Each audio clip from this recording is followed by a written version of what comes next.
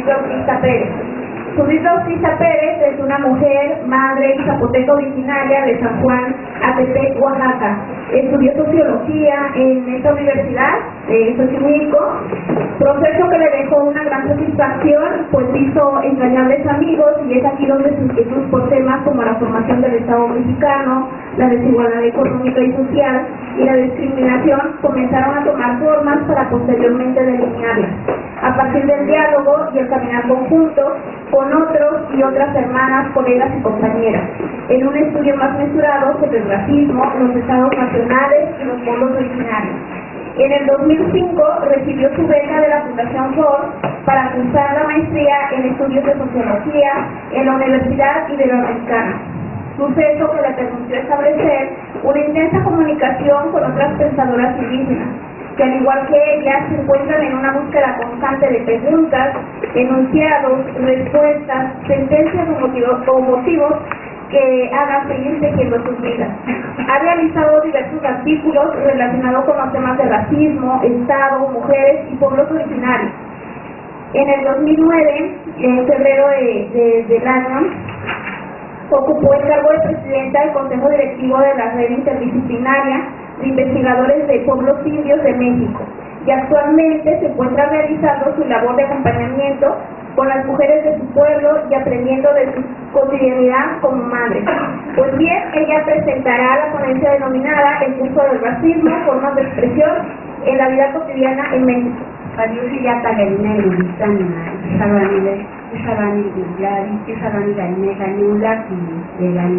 Maestría de Estudios de la Mujer. Muchas felicidades por este 15 aniversario y muchas gracias por la invitación. Por aquí, pero también doy gracias a mi mamá. Bueno, antes que nada me gustaría contextualizar esta labor de escritura o de reflexión en torno a ciertos temas, y en el caso específico sobre el racismo, y es que yo miro a la academia como una opción más de lucha,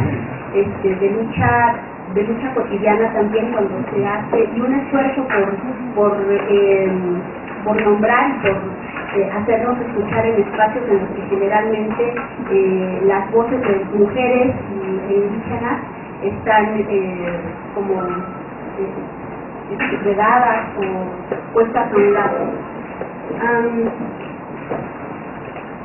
Voy a hacer unas anotaciones acerca de lo que significa el racismo en México. Son enunciados, son puntos que son importantes considerar, porque el tema, si bien es mencionado y trabajado en este momento por varias mujeres y hombres, no es un tema muy familiar para nosotros como una categoría de análisis. Entonces creo que es importante hacer estas anotaciones, y después me voy a ir un poco a ejemplificar cuáles han sido las prácticas del racismo en la vida cotidiana de un hombre y una mujer indígena, un poco tomando el material que realicé en mi maestría, en mi tesis de maestría. Bueno, uno es que la existencia del racismo en la vida cotidiana es innegable, como práctica y herramienta del sistema capitalista, patriarcal y blanco. Sin embargo, sigue siendo negado o disimulado con términos que suavizan las prácticas racistas y sus consecuencias, limitando de esta manera las respuestas para contrarrestar o eliminar ese mecanismo opresivo. El proyecto del mestizaje es un proyecto racial que esconde detrás de un discurso de igualdad el racismo blanco imperante. Y dentro de este proceso se da un proceso de internalización del racismo, en el que ya tenemos como toda esta ideología racial tan grabada que pasa casi desapercibida en la vida cotidiana, pero no significa que no ocurra. A cada momento, cada día, todo el tiempo, nuestras formas de medir los diálogos con las otras y los otros están atravesados por esto, lo mismo que sucede con el sexismo. Los espacios y las maneras en las que las mujeres indígenas vivimos el racismo y el sexismo son diversos, ya que por una parte están las mujeres que permanecen en sus comunidades originarias y las que salen de ellas. Ninguna está exenta de ambos mecanismos opresivos, ya que vivimos forzadas a perder las estructuras familiares o a perder nuestras tierras, nuestras lenguas, o nos volvemos al espacio en el que los hombres concentran todos los miedos al genocidio histórico del que hemos sido objetos como pueblo.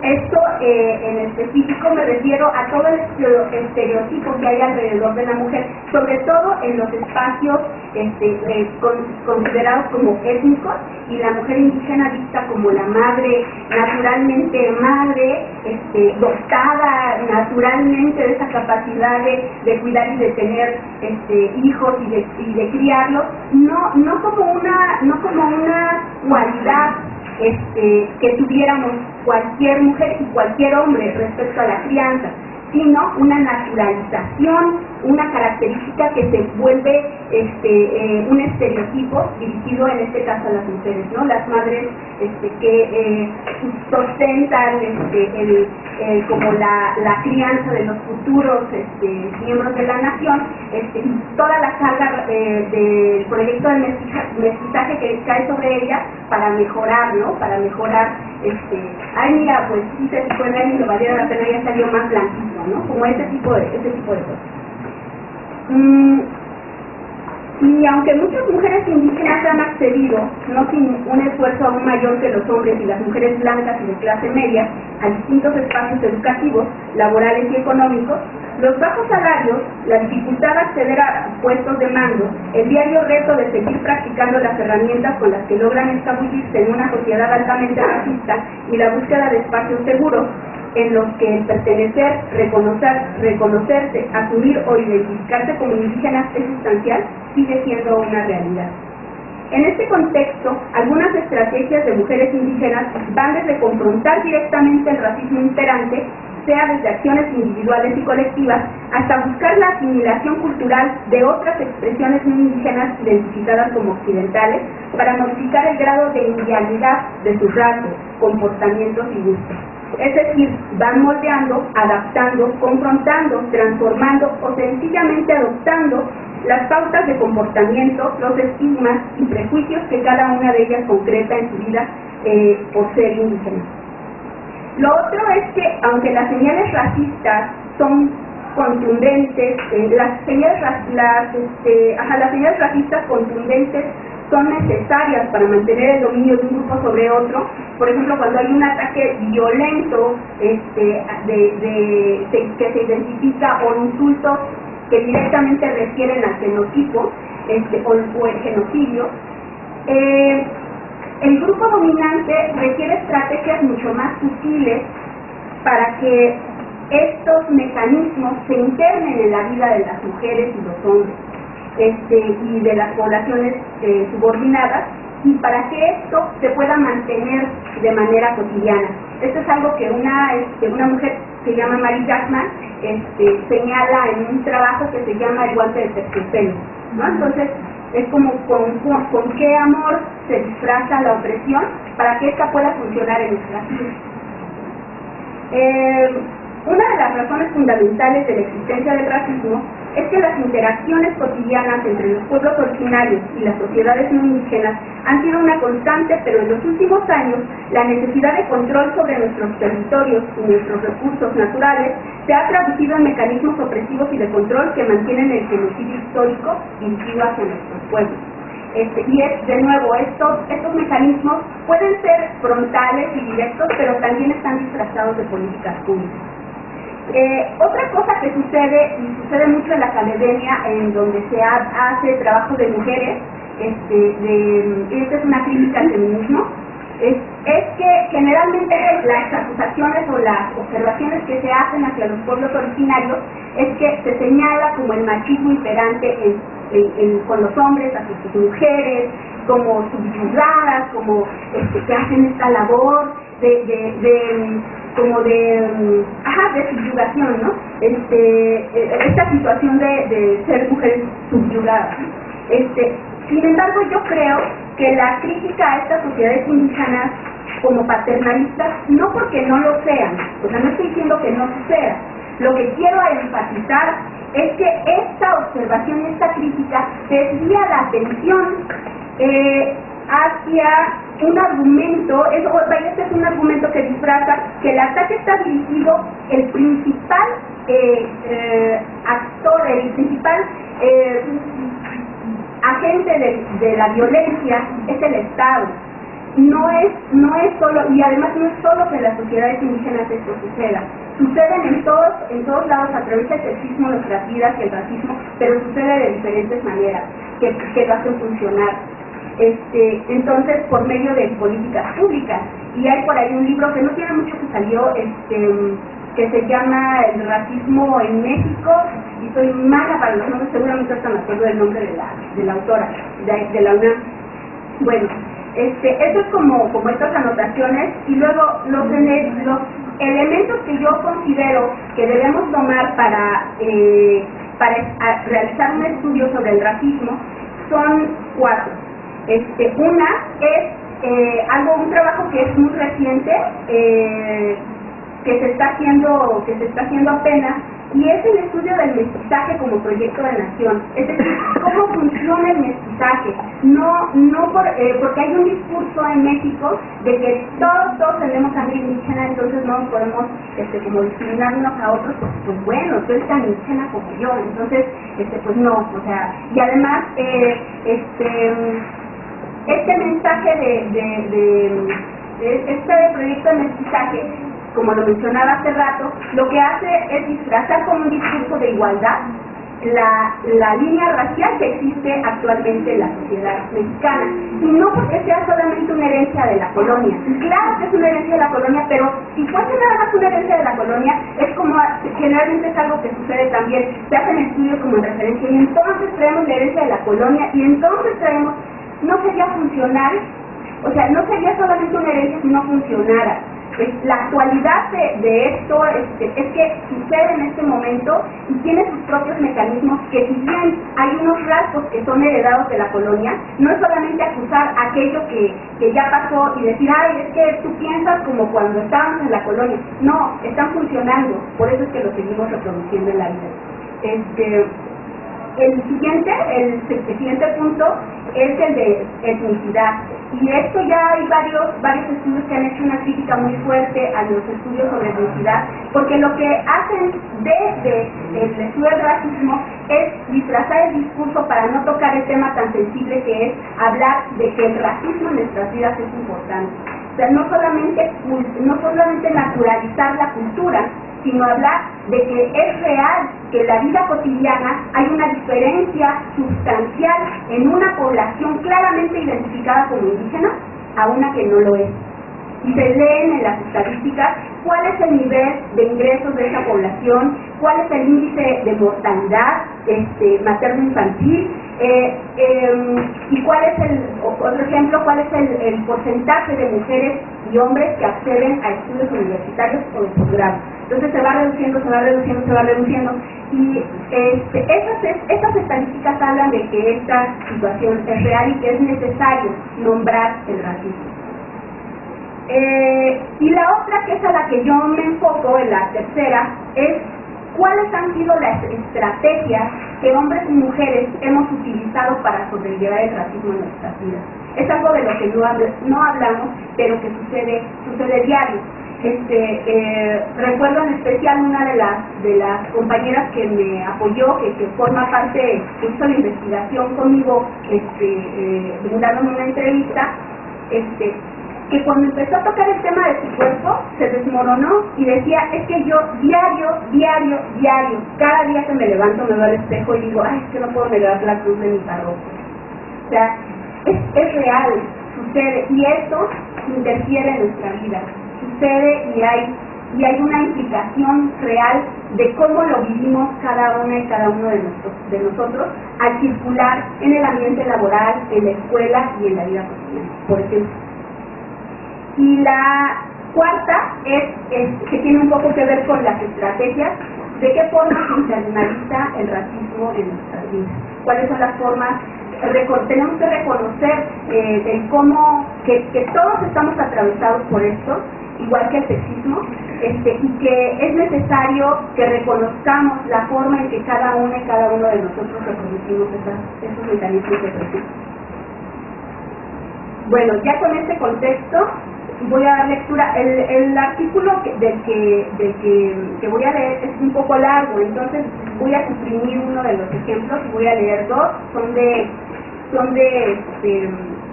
dos de las personas que entrevisté y bueno, ahí me van avisando. ¿Ya ves? Uno, sí, el marcado para mí. Bueno, prácticas cotidianas del racismo, la experiencia de profesionistas indígenas mexicanos. A través del análisis de entrevistas dirigidas a mujeres y hombres indígenas profesionales y de clase media residentes en la Ciudad de México, realizo un acercamiento con el fin de identificar los sucesos y experiencias en las que mis informantes han sido o son objetos de racismo. Con lo anterior, expongo cómo estas prácticas dan cuenta del funcionamiento del racismo en el México contemporáneo y las formas que éstas se llevan a cabo en la trayectoria escolar, laboral y cotidiana de los informantes. La razón por la que elijo trabajar con indígenas profesionales de clase media es porque son sujetos que, según una lectura común, no entran en lo que se clasifica como indígenas, es decir, superaron las condiciones de serlo. Según una percepción común y estigmatizada sobre lo que se espera de una identidad indígena, ya que realizan actividades no manuales, reciben remuneraciones más altas o reconocimiento social por su trabajo y se identifican como indígenas, lo que genera que desde esta posición puedan nombrar o no las prácticas racistas de un modo diferente, tal vez más explícito. Lo otro es que desde estos testimonios podremos identificar el racismo como un proceso vivido por una parte de los protagonistas. Esto dará cuenta de los rasgos y las expresiones de esta realidad social abordada. Por lo tanto, la interpretación teórica estará encaminada en establecer los tipos de relaciones y significados entre las protagonistas para poder explicar y significar el racismo en México. Tejiendo experiencias sobre el racismo. Andrés.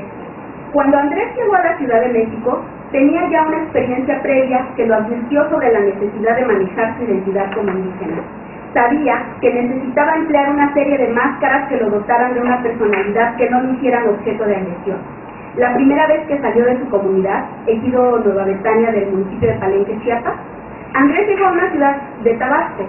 Su objetivo era claro y contundente: aprender el español, ya que a sus 12 años apenas podía decir sí o no, y comprendía pocas frases. Su lengua materna es el chol. Tenía la primaria terminada y continuar con los estudios de secundaria le brindaban una de las herramientas para superarse, aprender el español, aunque su experiencia escolar hasta el momento no había sido grata. Sin embargo, Andrés recuerda que sus padres le enseñaron a ver la escuela como un vehículo de superación, así que aunque no era un espacio grato para Andrés, él buscó nuevas formas de continuar con sus estudios secundarios. Para poder aprender el español, una de las opciones de la familia era emigrar a alguna ciudad próxima de la comunidad y buscar un patrón que, a cambio de realizar trabajo no remunerado económicamente, les permitiera asistir a la escuela. Su hermana y su hermano mayores iniciaron la experiencia. Andrés recuerda que sus hermanos tuvieron mucha suerte al encontrar buenos patrones que los dejaban estudiar. O sea, mucha suerte.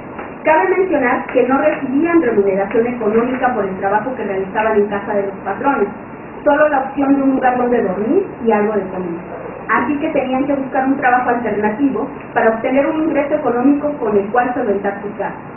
Viendo los ejemplos de sus hermanos, a los 12 años Andrés emprende también la experiencia, solo que él no corrió con la misma suerte y le tocó un patrón que, además de no pagarle, le daba muy poca comida y el lugar donde dormía era un espacio muy reducido del patio de la casa. Andrés comenzó a trabajar por las mañanas y asistió a la escuela secundaria por las tardes. No fue fácil, ya que la patrona le daba poco de comer y reiteradamente se sentía agredido por sus compañeros y maestros. Una tarde vio a uno de sus tíos en la ciudad y aprovechó la oportunidad para regresar. Andrés, al verlo, le dijo: tío, me quiero ir. Así que en ese mismo instante, sin regresar a avisarle a la señora con la que trabajaba, tomó el camino de regreso a su casa. Regresó a su comunidad y no quiso seguir estudiando. Cuando su padre, de oficio pastor, le ofrecen un trabajo en la ciudad de Palenque, aprovecha la oportunidad para enviar a sus hijos a la escuela y Andrés retoma sus estudios. De esta manera, él mejoró notablemente su español, pero el trato de parte de otros compañeros de escuela no indígenas siguió siendo hostil. Aunque ya no se consolidaban con agresiones físicas, estas eran verbales. El miedo que le generaba interactuar con gente que solo hablaba español era muy grande. Cuando salió de la preparatoria, él estaba trabajando como restaurador en la zona arqueológica de Palenque. aprovechando la oportunidad que uno de los arqueólogos que trabajaban donde él le ofreció de brindarle hospedaje en la Ciudad de México,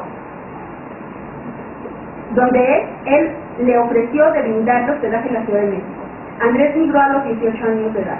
Su interés radicaba en continuar con sus estudios en la Universidad Autónoma Chapingo. Sus padres se mostraron reticentes a que emigrara. Sin embargo, finalmente consiguió el permiso requerido. Y llego a la ciudad, lo que más me impactó fue la gente, tantos automóviles. Lo primero que encontré aquí es que hablan muy rápido. Intenté entrar, ya ves que en febrero, la UNAM, en todas las escuelas intenté, o sea que no lo pasaba, el examen de admisión. Ya no voy a estudiar, dije. Al llegar a la Ciudad de México, Andrés siguió la principal instrucción del amigo con el que llegó, imitarlo en todo. No mires como si no conocieras, no demuestres que no eres de aquí. De esta manera, afirma que la ciudad pasó desapercibido, consiguió no ser tratado de forma diferente, que en este caso significa para él que no fuera identificado como indígena. Andrés se percató que si bien puede andar por la ciudad sin que nadie lo note, es decir, podía ser como cualquier otra persona caminando por la calle y nadie se detendría a observarlo o percibiría de manera inmediata que no es de aquí. El trato de un círculo más cercano a él, lo notó sobre todo cuando recién llegó a la ciudad, es de forma especial. Ese trato especial no tendrá características violentas, agresivas o de confrontación, distintas a las experiencias que tuvo en la primera etapa de su niñez, ya que Andrés no da motivos para que esto suceda. Por el contrario, recuerda haber sido tratado con cuidado y afecto cuando llegó a casa del amigo que le brindó hospedaje. Esta situación es similar a la de los otros dos informantes de esta investigación, quienes incluso fueron considerados como de la familia. Por ejemplo, no lo dejaban salir solo por su propio bien, y su buen comportamiento, traducido en docilidad y trabajo intenso, muchas veces no remunerado, era compensado por la confianza que sus empleadores le demostraron al depositar en él responsabilidades y obligaciones cada vez más grandes. Años después, la casualidad lo hizo llegar a las instalaciones de la UPN. Recordó el motivo que al principio le hizo trasladarse a la Ciudad de México y decidió ingresar de nuevo a la escuela. Manifiesta que tuvo miedo de no quedarse. Años atrás tuvo varios intentos fallidos por ingresar a la UAM, a la UNAM y a la UAS. Pero presentó su examen para ingresar a la carrera de educación indígena y se quedó. Tardó 9 años en cumplir el sueño que lo motivó a dejar su comunidad.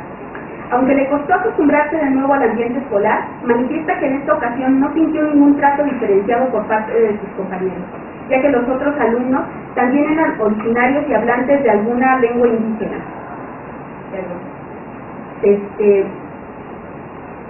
Andrés culminó sus estudios de licenciatura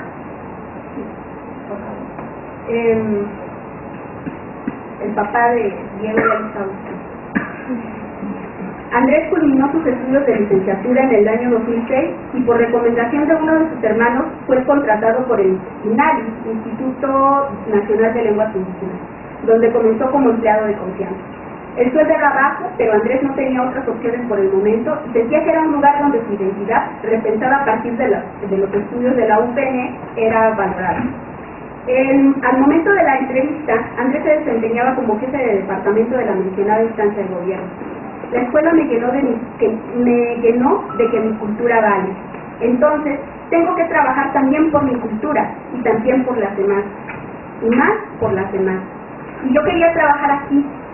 A la pregunta si sintió ser tratado de la misma manera que en su niñez, responde contundente que no.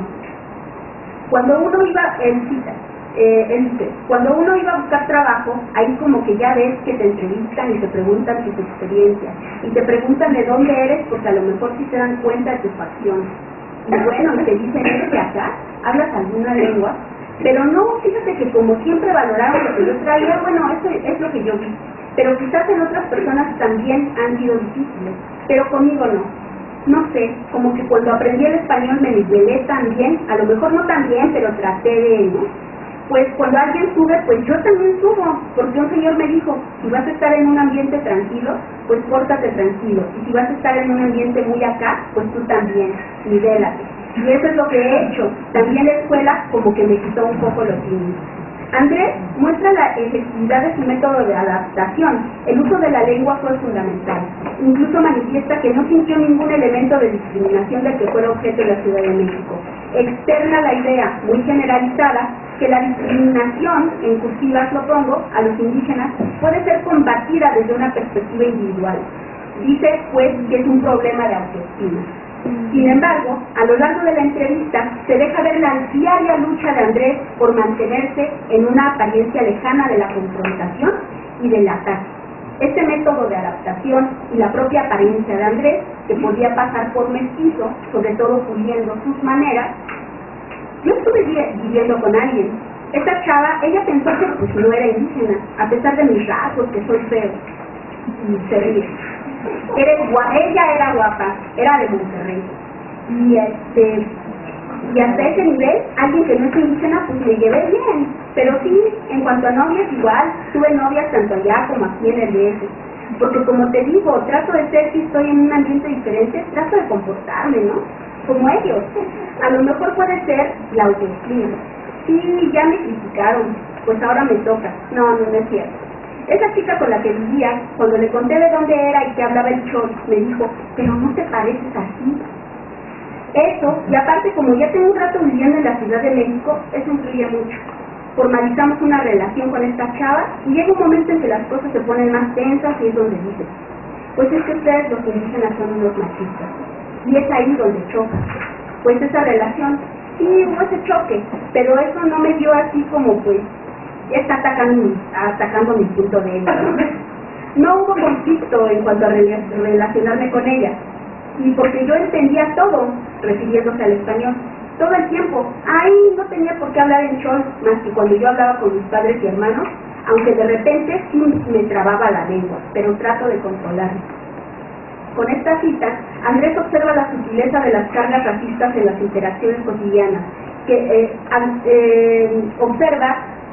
con esta cita de Andrés, observar la sutileza de las cargas racistas en las interacciones cotidianas es de suma importancia, pues estas determinan en gran medida las condiciones en las que los sujetos podrán insertarse o no en el sistema y las herramientas que usarán para afrontar el racismo institucionalizado. Solo leí una y ya se acabó el tiempo. Yo quería cerrar con el de Rosa. Ella es una mujer que trabajó, bueno, como una historia de lucha también para poder acceder a los estudios universitarios, pero lo interesante es que ella está como empleada administrativa en la UNAM y tiene tratos con los investigadores del instituto, y de pronto siente una agresión de parte de una de las asesoras del Ejército Zapatista de Liberación Nacional, ¿no? Cuando estaba en boga el asunto del ZLN, y entonces ella lo reconoce y lo dice, bueno, ella me agredía y yo sentía que me agredía todo el tiempo, y yo decía, cuenta ella, bueno, esta vieja, ¿por qué me agrede? Que quiere mucho a los indios, pues yo también soy india, ¿no? Pero no encajaba en el estereotipo que esta mujer defendía de la población indígena. Y ella habla,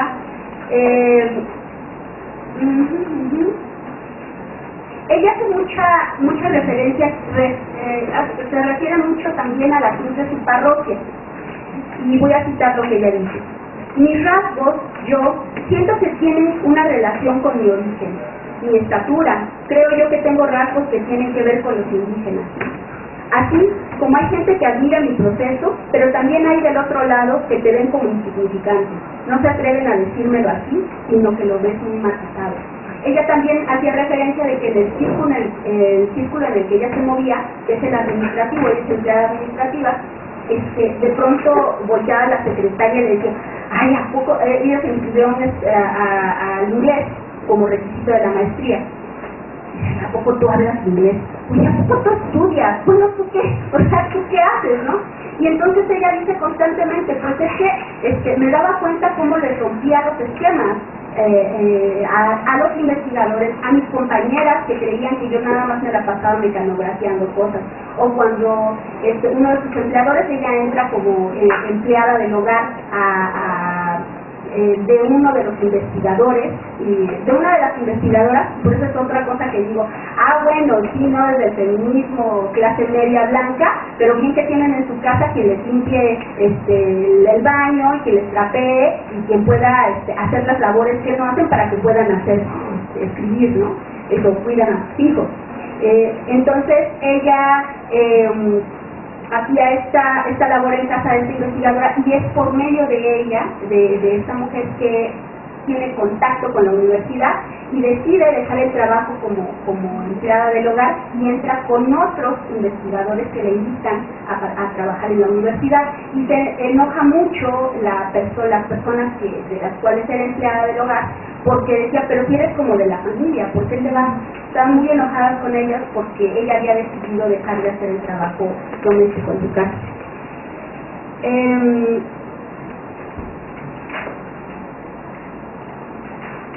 Para Rosa, los rasgos, el cómo luce, la tan referenciada cruz de su parroquia, son muy recurrentes en su testimonio. Es decir, para ella es de suma importancia el cómo es percibida. Con cada ejemplo que da, que en esta ponencia no hay tiempo para exponer con detalle todo, nos muestra las evidencias de una sociedad abiertamente racista. Rosa realiza referencias al pasado y señala situaciones en el presente que son fundamentales para entender los mecanismos del racismo en la vida cotidiana, laboral y escolar. Cabe hacer mención que aunque invariablemente la tendencia de nuestros entrevistados es mirar al pasado señalando un racismo que quedó atrás o sucesos que fueron superados por medio de mecanismos de asimilación, podemos observar rasgos persistentes de racismo en sus vidas cotidianas y las maneras en cómo lo han afrontado. Así, las historias de vida que analizamos demuestran, por ejemplo, la educación como un vehículo de inserción y de posibilidad para una mejora económica y de estatus que no cuestiona las estructuras de dominación existentes, sino que las justifica. A lo largo de sus vidas, Andrés y Rosa van demostrando las maneras en las que fueron moldeando, adaptando, confrontando, transformando, sencillamente adaptando las pautas de comportamiento, los estigmas y prejuicios que cada uno de ellos concreta en su vida por ser indígena. Quiero recalcar que la vida de nuestros sujetos se encuentra inmersa en una lucha constante de confrontación por algunas veces afirmar, otras negar, el papel que en el proceso de conformación y existencia del Estado mexicano les ha concernido adoptar. En este trabajo se observan no objetos victimizados y estáticos, sino sujetos que dan cuenta de la complejidad, de la compleja unidad entre cohesión y consenso en situaciones de dominación. Lo anterior es importante señalarlo, ya que lejos de que este trabajo muestre objetos de racismo, el caso es demostrar cómo sujetos catalogados a través de su vida mantienen una constante lucha y las maneras de abordar esta lucha. Lo anterior otorga poder a nuestros grupos subalternos, entrecomillados, lo cual no significa que acaben con las desventajas sociales que les son impuestas para mantenerlos como grupos subordinados.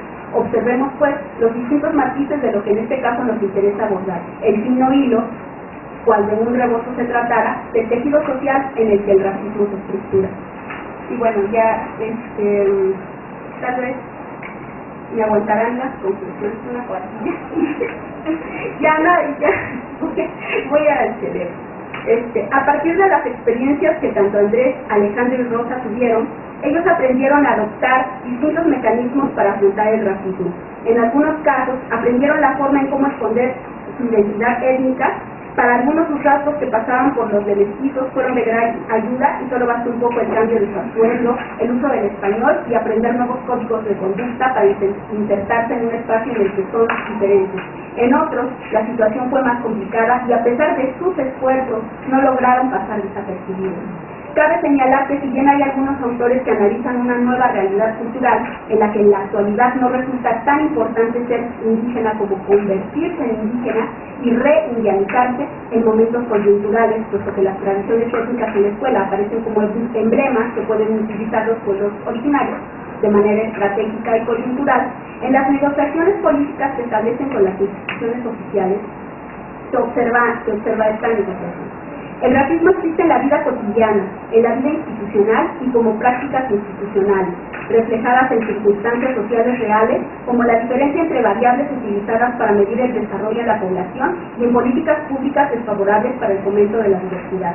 Y sigue siendo negado como una categoría de análisis en los ámbitos académicos y como fenómeno sobre el cual emitir instrumentos jurídicos secundarios que favorezcan la diversidad política, lingüística, económica y cultural de las sociedades en México. De esta manera, funge como un importante espacio de de socialización, un espacio en el que nuestros sujetos aprendieron nuevas herramientas para afrontar el mundo. La escuela es una especie de pase aparente a la ciudadanía para lograr la unidad nacional, entre otras cosas, a partir del dominio del español.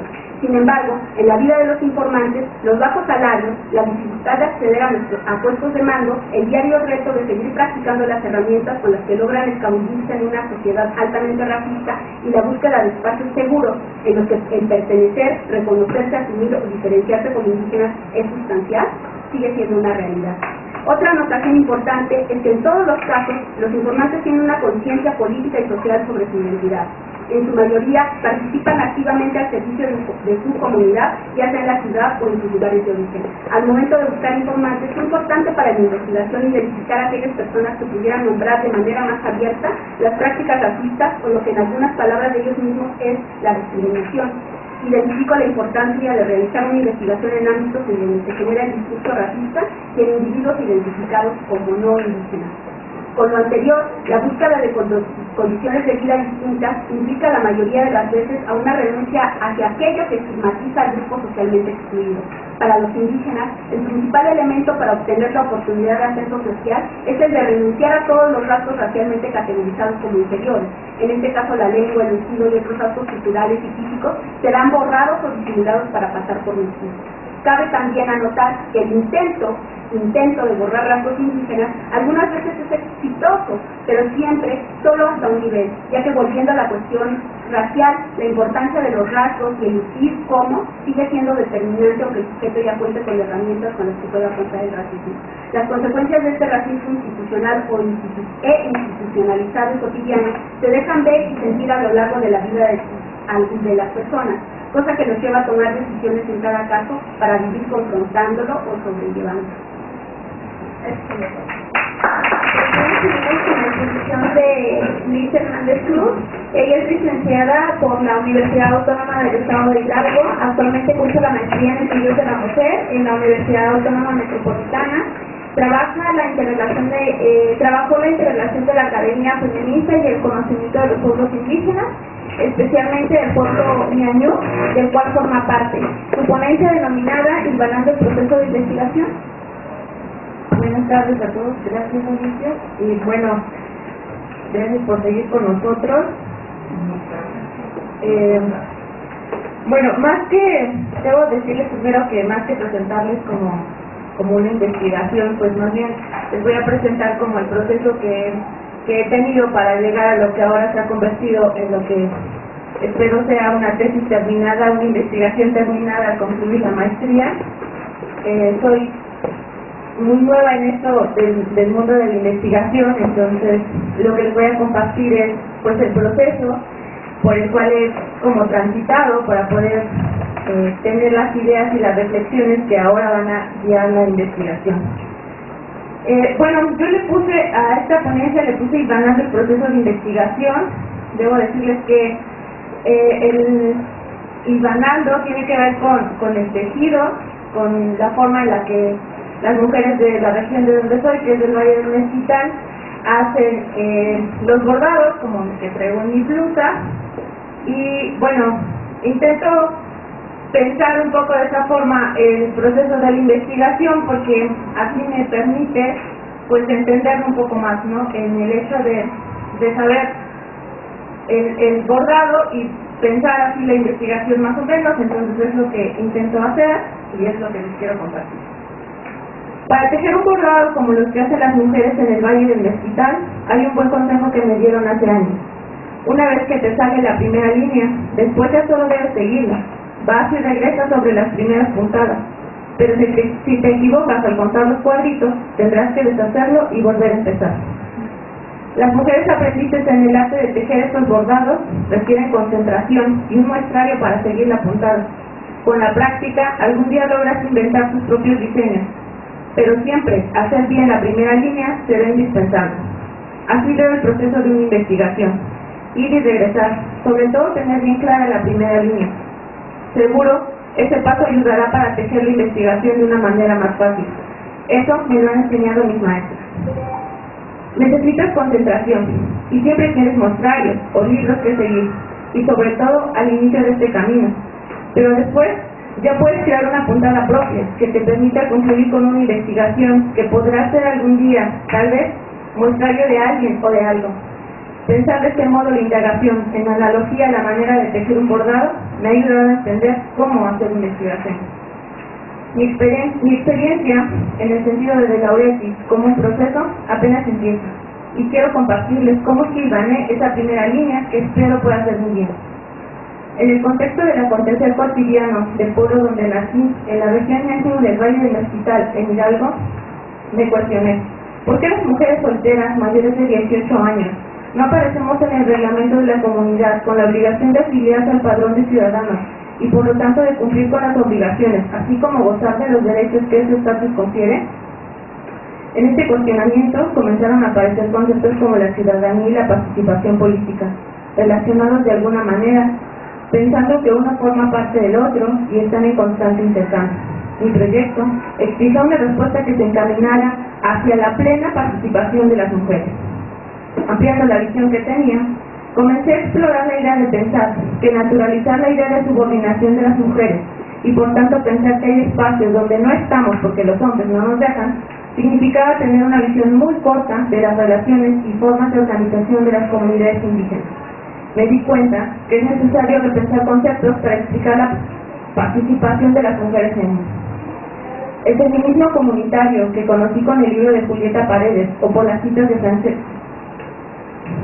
Francesca Gargalo me llevó a reconocer que las mujeres somos la mitad de cada comunidad y por lo tanto somos partícipes de cada uno de los procesos cotidianos de nuestro pueblo. Somos activas en el día a día. No se puede pensar a la comunidad y a las mujeres aparte. Más bien, hay que pensar los procesos comunitarios y las mujeres como parte de ellos. Entonces, la investigación empezó a delinearse para entender la participación de las mujeres en los procesos que son configurados en el interior de cada comunidad y que tienen particularidades que la distinguen. Pensé la participación de las mujeres en las faenas, en el desarrollo de las fiestas patronales y en los puestos de representación comunitaria. Las mujeres estamos, aunque el reglamento no diga que tenemos que estar. Si no estamos a la letra, pero estamos en la realidad, ¿qué sucede ahí? ¿Qué impide que seamos ciudadanos en la normativa de la comunidad? Esta manera de exclusión, pienso, que responde a sistemas que producen y reproducen una forma de organización social que resulta desigualitaria. Esta, me refiero a la forma de organización, no responde a un solo proceso. Existe, en cambio, una especie de síntesis que atraviesa varias características determinantes para la organización de la sociedad. Como dos conceptos que buscan explicar esta especie de síntesis, me encontré con el sistema moderno colonial de género y el entronque de patriarcado.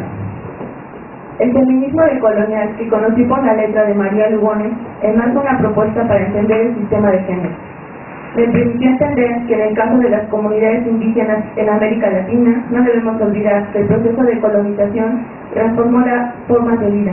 Así, el sistema moderno colonial de género invita a hacer un análisis integral del proceso de modernización, colonización y el género, para entender cómo se han construido las formas de vida en los pueblos indígenas y que tienen implicaciones distintas para hombres y mujeres. Entronque de patriarcado, un concepto de las feministas comunitarias de Bolivia que se puede utilizar como otro hilo para entender la situación de las comunidades y en especial de las mujeres de una comunidad indígena. Nos comparten la idea de que antes de la colonia se vivió un patriarcado en el que las abuelas tenían más derechos y mayor posibilidad de igualdad entre los sexos. Sin embargo, con la colonización, este patriarcado se refuncionaliza y surge este nuevo sistema patriarcal en el que las mujeres, parece, nos encontramos supeditadas a los hombres.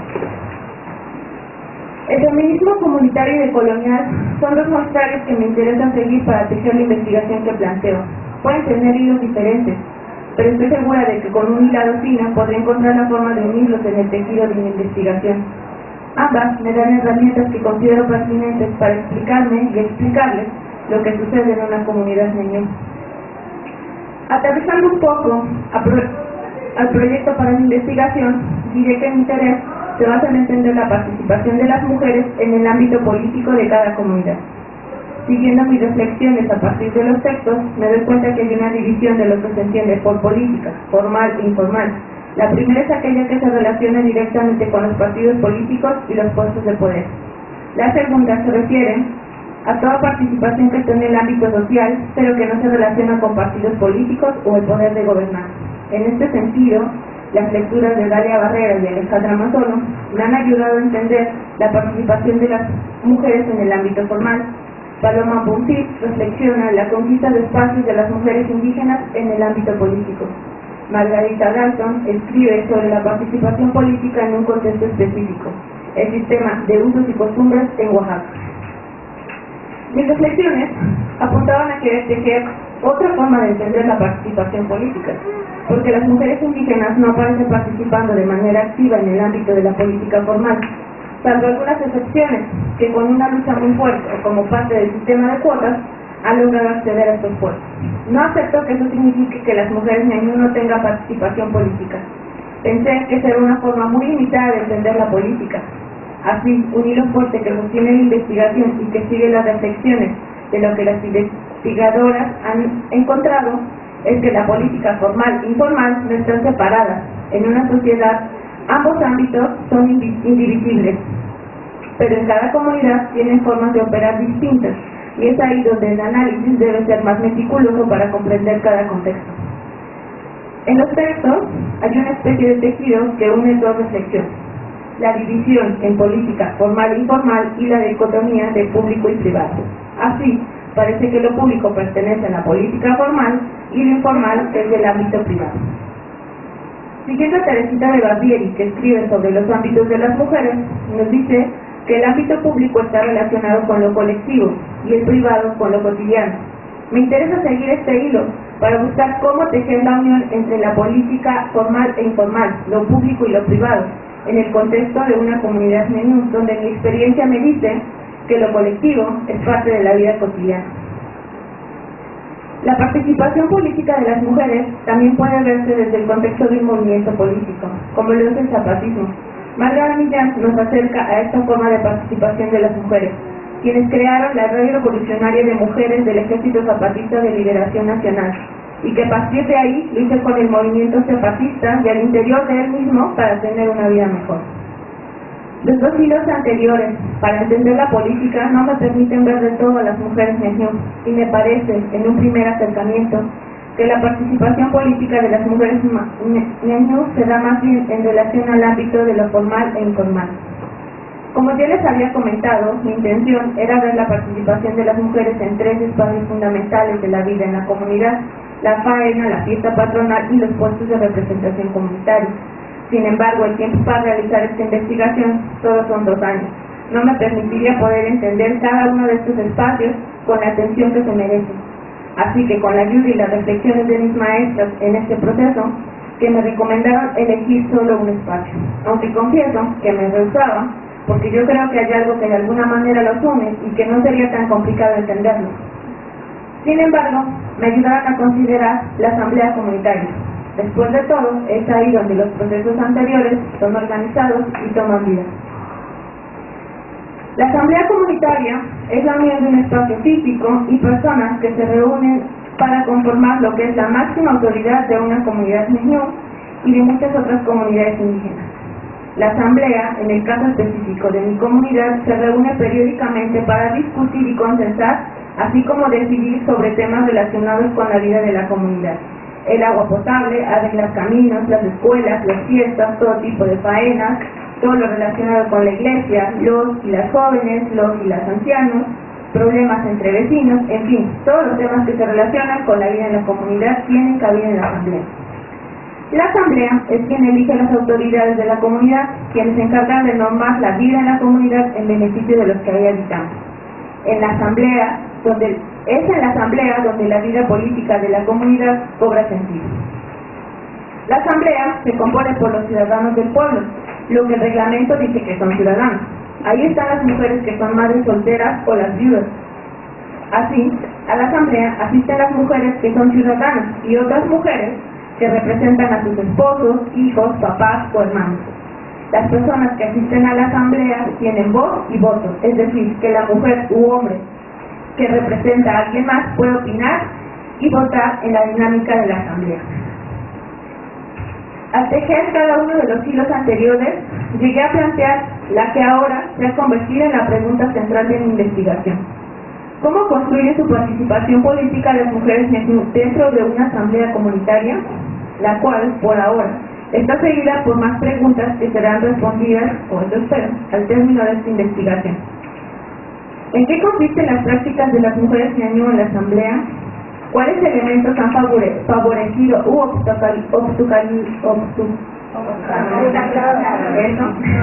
participación? ¿Cuáles son los pactos y complicidades que se han creado entre las mujeres para fortalecer su participación en la asamblea comunitaria? ¿En qué sentido la participación de las mujeres en la asamblea comunitaria ha contribuido a una transformación de las relaciones comunitarias en el pueblo ñañú? El objetivo de la investigación, entonces, es visibilizar la forma en que las mujeres construyen la participación política en el contexto de una asamblea comunitaria. Creo que lo que ahora tengo como hacer investigación y que he tejido por las reflexiones anteriores, aunque puede parecer un giro muy grande en la hora de pensar solo en la asamblea comunitaria, que es un ámbito político y que se acerca un poco a la política formal, estoy segura que desde ahí podré saber cómo es que se teje la política en la comunidad de manera que no hay división entre formal e informal o público y privado. Volviendo a la investigación, diré que hay condiciones de contexto que han hecho que haya un incremento de mujeres en la asamblea. La migración es uno de esos factores que incide en que más mujeres asistan a la asamblea. Otro factor que comienza a hacer eco es la educación, y es que ahora las mujeres más jóvenes que estudiamos en la universidad y llegamos a ir a la asamblea en representación de alguien o por cuenta propia, tenemos una mayor exigencia por tener un espacio y ser parte activa, reconocida de la vida comunitaria. ¿Por qué es muy reconocida y no valorada? Porque yo creo que valora nuestra participación, pero no es reconocida en términos de normatividades, y es ahí donde debemos saber qué sucede. Para esta investigación, y por ahora, entiendo la participación política como la participación efectiva en las prácticas comunitarias colectivas para la creación de alternativas de solución, tangibles e intangibles, en problemas que afectan a la comunidad, así como la participación para discutir, opinar y proponer en torno a la gestión política de nivel comunitario. Esta gestión es el principal indicador que se centra en la participación de las asambleas comunitarias y los puestos de representación. Es una definición que construyo a partir de la lectura de Bolívar Echeverría y Paloma Buntis. Dije que es una definición de momento, porque me interesa hacer una próxima en un tiempo no muy lejano sobre lo que se entiende por participación política desde el ámbito de la comunidad. Así podré construir una definición no solo con bases teóricas de análisis académico, sino también retomando el entender que se construye en la comunidad. ¿Para qué hacer esta investigación?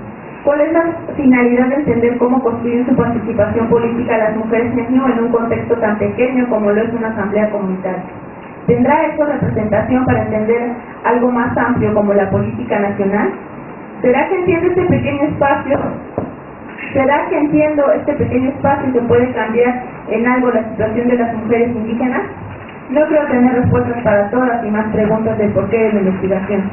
Sin embargo, les compartiré cuáles han sido mis reflexiones en torno a contestar nuestras preguntas que me dan vueltas en la cabeza. Entender la participación política de las mujeres en el ámbito más cercano a las personas, que es el comunitario, también da pauta para tener una idea de qué sucede con el poco acceso de las mujeres indígenas a los cargos de representación popular electos por votos. Las personas que llegan a ser presidentes municipales, diputados, senadores o algún otro cargo en los ayuntamientos han llegado ahí por la construcción de una carrera política que comienza en su pueblo, barrio o colonia. Por lo menos, si hablo del contexto del Valle del Mezquital, para llegar a ser presidente municipal es primero haber sido delegado de la comunidad, pero tú no llegas a ser delegado si no eres ciudadano. Y si la mayoría de las mujeres no tenemos el carácter legal en términos de la comunidad de ciudadanas, pues difícilmente tendremos acceso a ser delegadas y después a otro puesto. Sin embargo, la dinámica de la comunidad va cambiando. Y ahora hay más mujeres que, sin ser casadas, madres o viudas, exigen una participación, o la misma comunidad se los empieza a demandar. Hay otras comunidades en el Valle del Mezquital donde obligan a las mujeres solteras que tienen solvencia económica a cumplir con algunas de las responsabilidades de cualquier ciudadano. Por tanto, me interesa visibilizar la participación de las mujeres. No sé si eso pueda transformar las relaciones en la comunidad, pero es precisamente esa una de mis preguntas. No quiero generar una ruptura entre los hombres y las mujeres en mi comunidad, más bien quiero alcanzar una comprensión integral de la dinámica propia del pueblo, que por ahora nunca ha tenido una delegada municipal, y en el que hay mujeres trabajando activamente para la vida del pueblo. Sin duda, tampoco diré que en el pueblo ñañú las mujeres gozamos de igualdad con los hombres, y que no padezcamos del sistema patriarcal sobre el que está construido este mundo moderno. Sin embargo, quiero tomar en cuenta que la base de la comunidad es la vida en colectivo, y hay algo que no encaja del todo, que desemboca en la desigualdad entre hombres y mujeres, proceso que me gustaría conocer y explicar, pero que no estoy totalmente segura de lograr en esta primera investigación. Al escribir esto y ahora al compartírselo, me doy cuenta que tengo muchas preguntas y por ahora pocas respuestas. Pero mis maestros en investigación me han enseñado que investigas algo que no sabes, no sobre lo que ya tienes certeza. Así que parece que el tejido va por un buen camino, o al menos eso quiero creer. Pero seguro que al seguir este bordado me permitirá saber si me he equivocado al contar los cuadritos y entonces debo despejar para volver a empezar. La fase actual de este proceso es encontrar discusiones teóricas en torno al problema central de investigación. He de confesarles que entender la teoría me está costando un poco. Sin embargo, no pretendo adecuar mi realidad a una teoría. Más bien quiero adecuarla o las teorías necesarias a la realidad del contexto que estoy investigando. Hay conceptos en torno a los cuales empiezo a hacer la exploración teórica de la investigación. Algunos de ellos son la democracia en sus diferentes procesos, representativa, participativa y directa, la política y su relación con lo político, los ámbitos formal e informal, que volviendo un poco sabemos tienen una relación con lo público y lo privado. Otro concepto podría ser el poder. Casi sin darme cuenta, mi investigación ha caído en las aguas de lo que por ahora lleva el nombre de política formal. Sin embargo, como les dije antes, tengo seguridad que no hay división, y entonces hay que comprender y explicar cómo se teje la unión entre los ámbitos. Recapitulando cómo armar el bordado de lo que considero la primera línea de investigación, diré que es tejida de la siguiente manera. Un hilo que va a conducir todas las puntadas, y ese hilo se llama mujer ñañú. Este está determinado por su relación con la comunidad, así como por sus condiciones individuales. Dentro de la misma comunidad hay diferentes mujeres, por la clase y la edad, vamos a pensar, que no podemos dejar de olvidadas. Las puntadas para abordar su participación política estarán entonces conformadas primero por las prácticas de estas mujeres en la asamblea. La segunda puntada se centra en lo que fortalece u obstaculiza su participación. Para seguir tejiendo, exploraré los pactos entre las mujeres, que son parte de la participación política, y pienso que el número de cuadritos que debo contar para hacer cada puntada está determinado por las condiciones de la comunidad que permitirán encontrar dónde están las puntadas. La tela para hacer el bordado está en manos de cada mujer que borda. Puede ser cuadrille fino o grueso o cuadrille de color, depende de lo que queramos hacer. Yo pienso que la tela donde tejeré esta investigación puede ser una analogía con las teorías, es decir, la tela se adapta según el tipo de bordado que quieras obtener y para lo que vayas a ocupar. Así las teorías que usas dependen de lo que quieres obtener.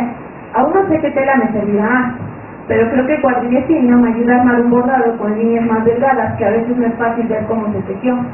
En cambio, el cuadrille grueso te permite bordar de manera más definida y que al ponerle atención seguro puedes ver más fácilmente cómo fue bordado, y entonces tal vez servir para mostrarlo. No estoy segura cuál puede ser la tela o tal vez la combinación de ambas telas.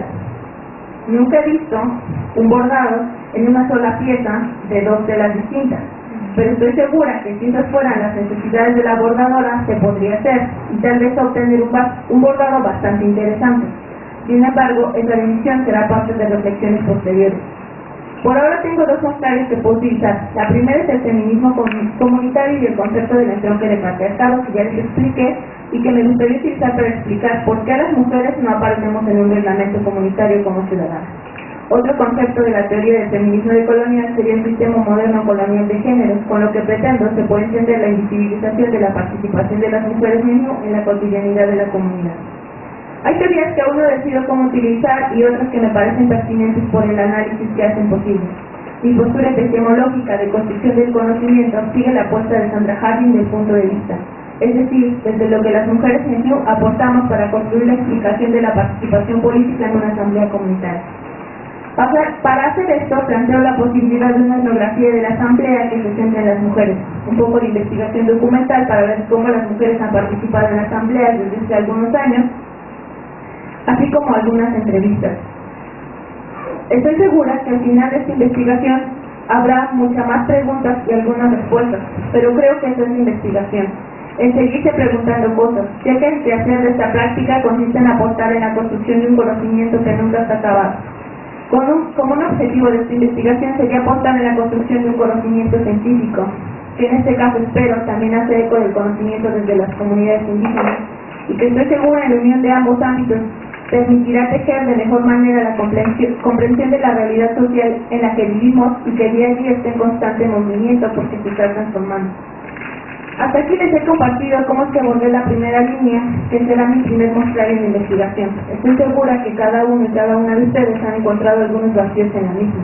Sé que cada quien tejería lo mismo de manera distinta, pues dependerá de cómo vamos a apuntar. La idea aquí es poder compartir ideas que nos permitan ir construyendo nuestro quehacer en investigación, por lo que cada uno de los comentarios y sugerencias que aportemos a esta discusión seguro nos ayudará a pensar y reflexionar sobre nuestro trabajo, de manera que pueda enriquecerse en la práctica de compartirlo. Espero que en el proceso de nombrar lo que pretendo será esta investigación sea posible que exista y que el próximo encuentro sea para compartir las respuestas a las preguntas que aquí planteo y seguro para compartirles nuevas inquietudes. Quiero terminar mi intervención con un agradecimiento muy especial a mis compañeras con quienes compartí esta mesa. Un gusto de verdad estar con ustedes y agradecerles también que hayan accedido a participar con nosotros en este festejo de la maestría. También agradecer a la maestría y bueno, que representa Mónica, la doctora Mónica, que está aquí presente, por abrir el espacio para poder hacer este encuentro. También quiero agradecerles mucho a mis compañeros y a mis compañeras de la maestría, que si no fuera por su apoyo también cosas de este encuentro no se hubieran podido llevar a cabo. Y bueno, a todos les gusto poder dialogar y espero que sea el primero de muchos encuentros más. Gracias. Vamos a pasar a una ronda de preguntas. Terminando una ronda de preguntas, vamos a pasar a la respuesta de ellos.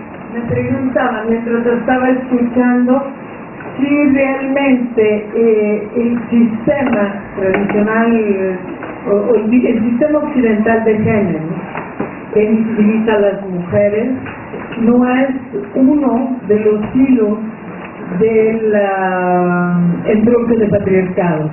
En vez que dos cosas distintas, en realidad, ¿qué produce el patriarcado? Produce el sistema de género, que es un sistema de características desiguales, jerárquicas, de hipervalorización de un género y por lo tanto de negación del otro.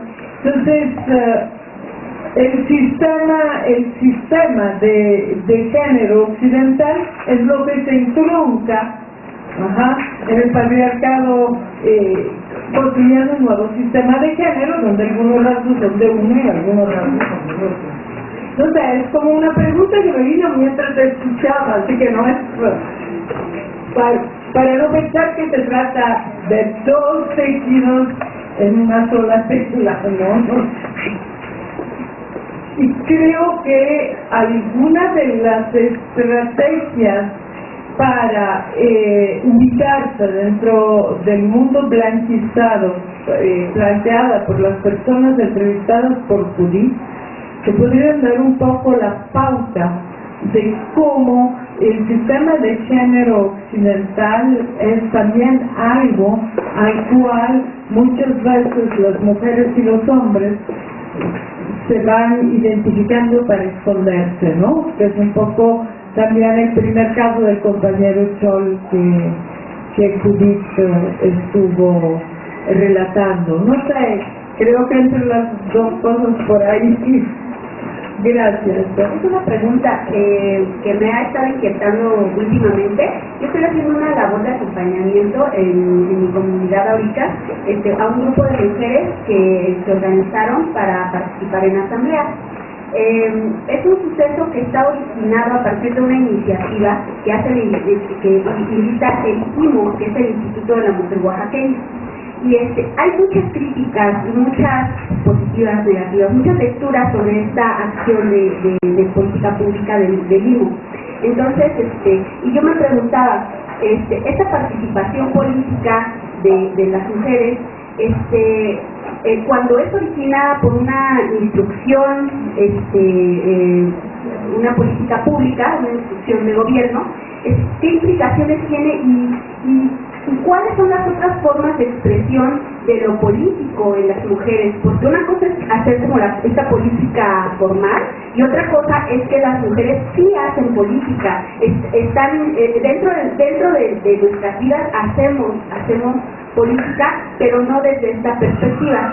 Y a mí me llama la atención porque las implicaciones que tiene es que son muy fuertes, porque no solamente pone en evidencia que como no solamente se habla y se forma un discurso acerca de las formas en cómo el patriarcado se expresa dentro de la asamblea y de las formas de sistemas normativos, en este caso el zapoteco, el de mi pueblo, pero sino que da cuenta de cómo se miran unas mujeres a otras acerca de lo que significa ser madre.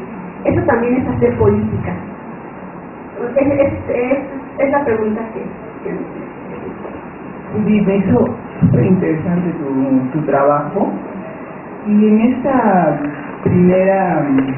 el primer punto que planteas como elementos para estudiar el racismo, como proyecto de nación, en el que planteas, por ejemplo, esta crítica a las concepciones de ese colonialismo que todavía funciona, ¿no? ¿Hasta qué punto no es que efectivamente nuestra colonización está presente y efectivamente seguimos colonizados, no es que quedó allá atrás? ¿De qué manera aquella colonización sigue siendo reproducida incluso como proyecto de nación? Eso me hizo pues yo tendría algunos comentarios a tu trabajo. En principio me parece muy interesante esa perspectiva que estás haciendo, retomando como planteamientos decoloniales y planteamiento que hacen el feminismo comunitario con el entronque patriarcal. Y esto implica un reto efectivamente de replantearnos muchas categorías de análisis que vienen del mundo occidental, ¿no?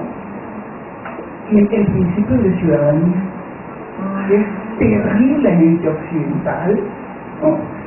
Que se inicia como el reconocimiento de los hombres con propiedad, ¿no? Eran reconocidos como ciudadanos únicamente los hombres que tenían propiedad. Entonces, este concepto se convierte en un concepto, en principio urbano, que viene de ciudad, ¿no?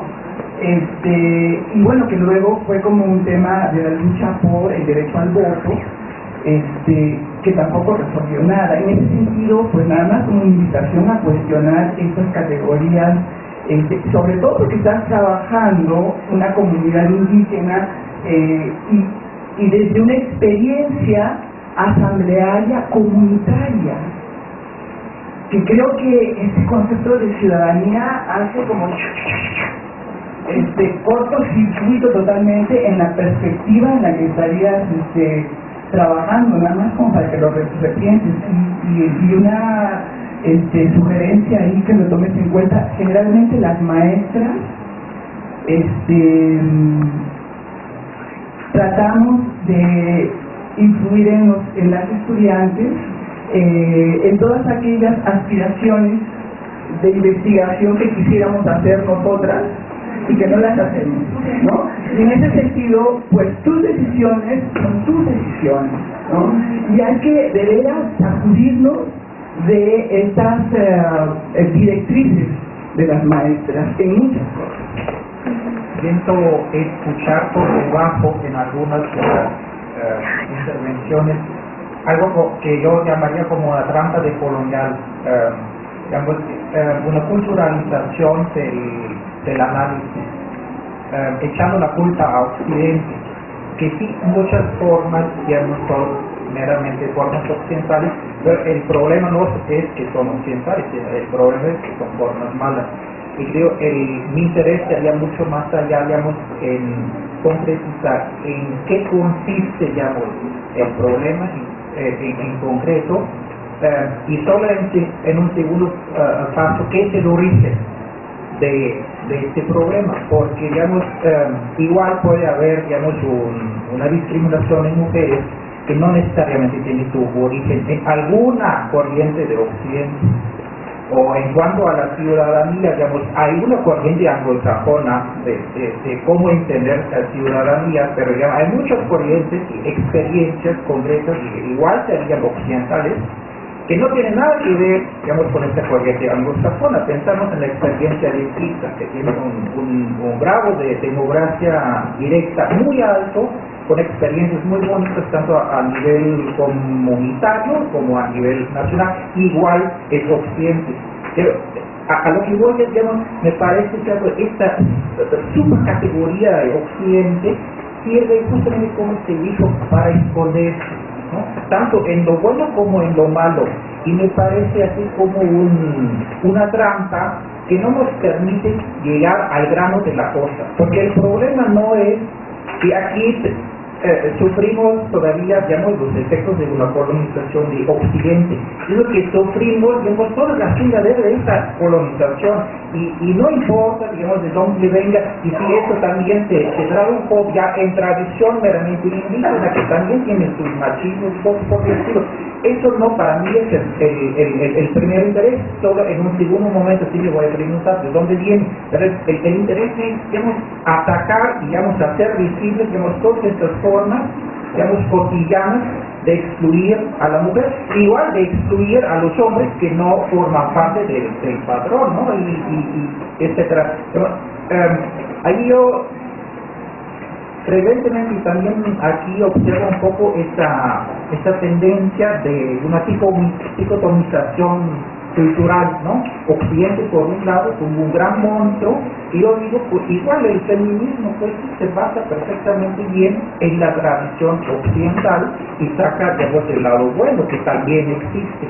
Entonces, digamos, mi preocupación no va por ahí, sino mi preocupación iría por, digamos, definir pasos, elementos, momentos, experiencias concretas que sí nos llevan hacia una convivencia humana, y integrando, digamos, a todas las experiencias que hay, a las buenas, digamos, de todos los lados, y no importa en un primer plano si eso es sol, ruso o australiano, sino que sea bueno y que a nosotros y nosotras en este mismo momento nos sirva. Y por ahí. Acerca del racismo, entiendo que ustedes hicieron con sus compañeros varias entrevistas respecto al racismo, y sobre todo en las entrevistas que nos presentaste se ve el racismo muy claramente en la vida cotidiana, pero me gustaría saber cuál fue esta perspectiva del racismo dentro de la propia investigación en los espacios universitarios, si tuvieron dificultad para incorporar sus conocimientos, como Lisbeth, por ejemplo, hizo una reflexión muy bonita sobre el tejido. ¿Cuál es esa dificultad de poder incorporar nuestros conocimientos como pueblos indígenas a sistemas más complejos de investigación, ¿no?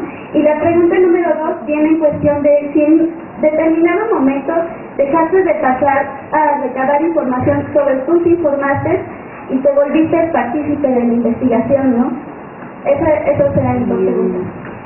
Comprendí bien como el planteamiento. La colonización, no, o sea, no, el planteamiento no es que se quede atrás como algo que ya sucedió en una etapa histórica, ni mucho menos, sino un poco, como lo mencionaba Gladys en su participación, porque la memoria hace que se haga justicia en muchos casos y repensemos la forma en cómo nos relacionamos con los otros y con las otras. Y creo que más bien el cuestionar este proceso de colonización que sigue siendo algo real, sigue estando ahí, es no verla como algo arcaico, primitivo de sociedades anteriores, no, porque precisamente es funcional, por eso es que sigue estando presente, revestida de nuevas formas, de nuevos mecanismos en los que la hace funcionar, como nuevas dinámicas de funcionamiento. No sé si va por ahí como la observación que realizaste. Luego, entiendo también el planteamiento, esta crítica hacia lo occidental, y platicábamos con Gladys alguna vez que lo interesante sería nombrar qué no es lo occidental, ¿no? Y que efectivamente tampoco se trata como de esta dicotomía entre bueno y malo. Lo ideal, y hay muchos planteamientos al respecto, es como proponer unas sociedades más como comprensivas, pero como en este concepto de hospedaje, comprensivas de entender al otro, no solamente en estas diferencias, que es algo que se usa mucho en los discursos de multiculturalidad. O sea, todos estos discursos de multiculturalidad dicen, bueno, pues es que el problema es la diferencia. El problema es que como tú eres diferente y yo soy diferente, no te entienden tu diferencia, entonces tengo que entenderte y soportarte, o sea, tolerarte para poder seguir caminando. No, creo que el problema no es la diferencia. O sea, todos somos diferentes, pero no radica ahí el cuestionamiento. Por eso es que resulta tan funcional la categoría de etnicidad cuando hablamos de las diferencias que originamos y los tratos desiguales que se originan de un grupo socialmente determinado a otro. Por eso es tan funcional. Y existen esas diferencias, pero no son el problema. A ver si también tiene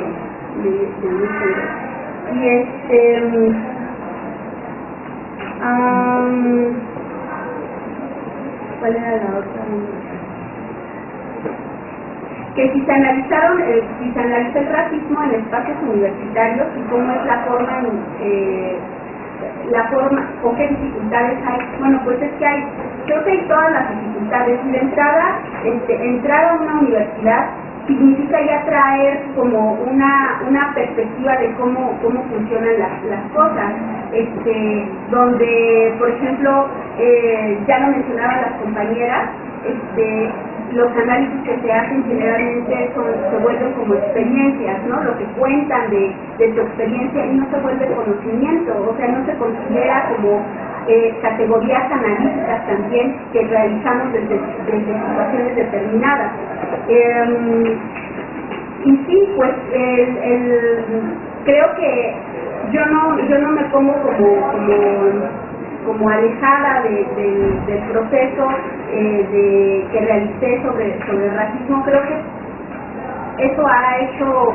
eso trastocó mi vida de una forma fundamental, y creo que es lo mejor que me ha dejado a mí el que yo haya tomado como el racismo como un tema de análisis para entender muchas cosas también de mi vida, ¿no? Y la ventaja es que creo que el hacer yo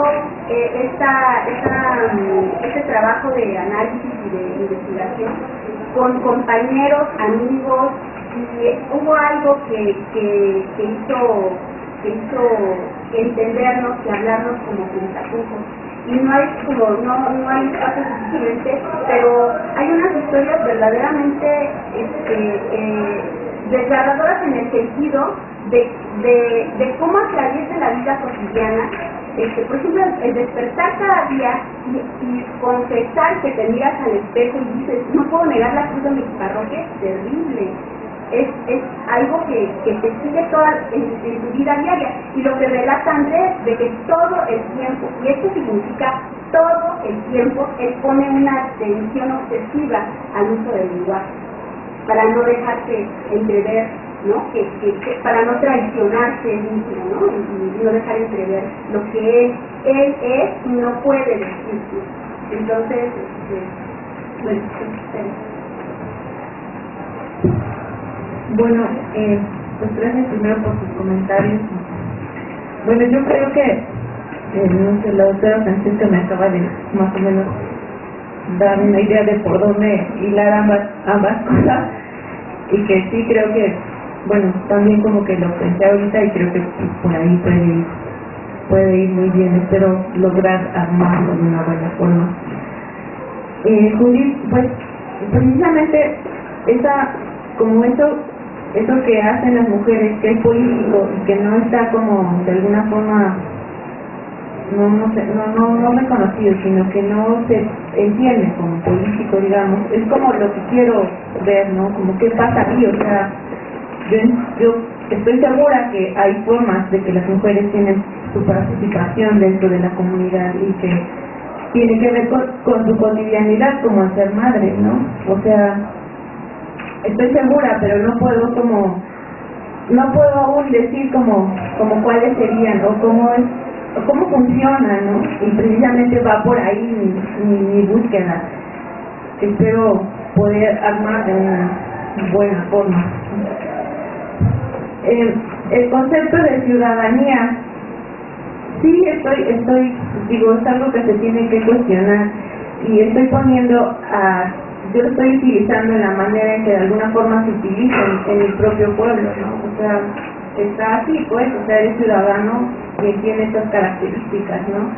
Sé que es un concepto que viene totalmente de eso que está como en el entendido que es Occidente, pero también creo que hay una, no sé si llamarlo reconceptualización o una forma distinta de entenderlo, ¿no?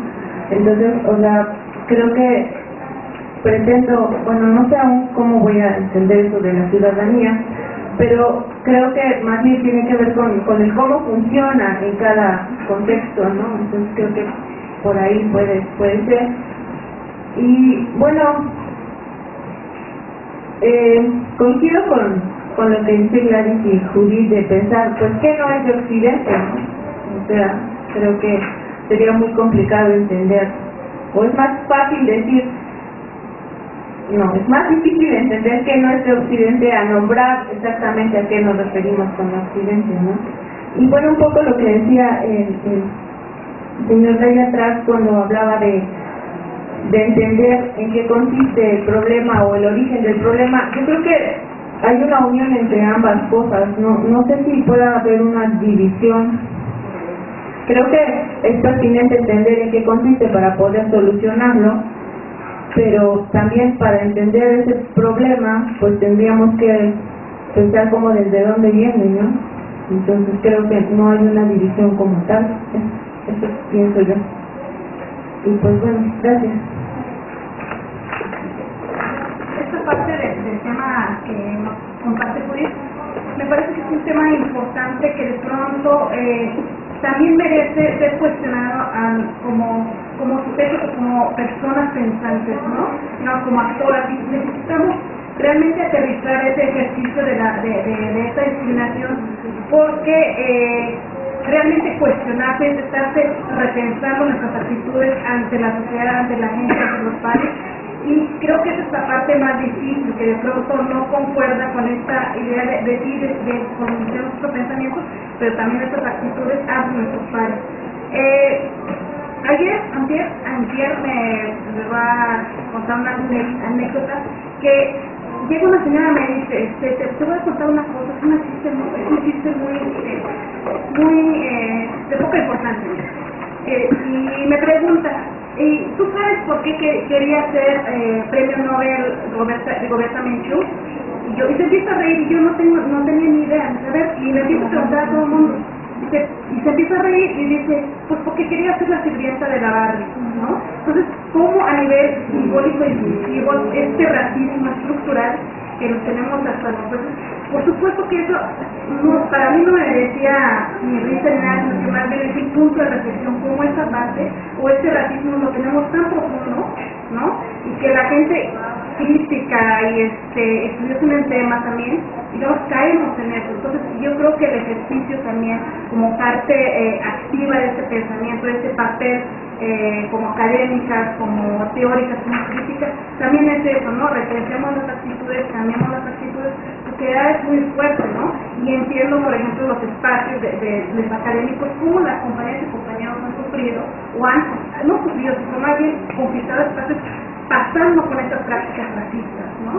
Recién me habían dado una coordinación para un comité editorial y simplemente a mí me dijeron, ¿sabes qué? Tú no estás capacitada para esto, ¿no? Entonces, ante ambientes que se supone que son críticas, son feministas, son compañeras que deconstruyen estas relaciones de poder y finalmente caemos en esas prácticas racistas y discriminatorias. Entonces, creo que este tema sí merece realmente un análisis profundo, primero que se pongan estos temas, que también es una de las expertas, y bueno, y las felicito, ¿no? Yo creo que tenemos mucho por trabajar todavía, ¿no? Y desde el pensamiento, digamos, desde la producción de conocimiento, desde la producción de pensamiento comunitario, como pueda llamarse, pero creo que sí tenemos que dialogar más con estos diversos espacios donde se formulan los conocimientos y donde se generan. Entonces, pues nada más me queda felicitarlas, ¿no?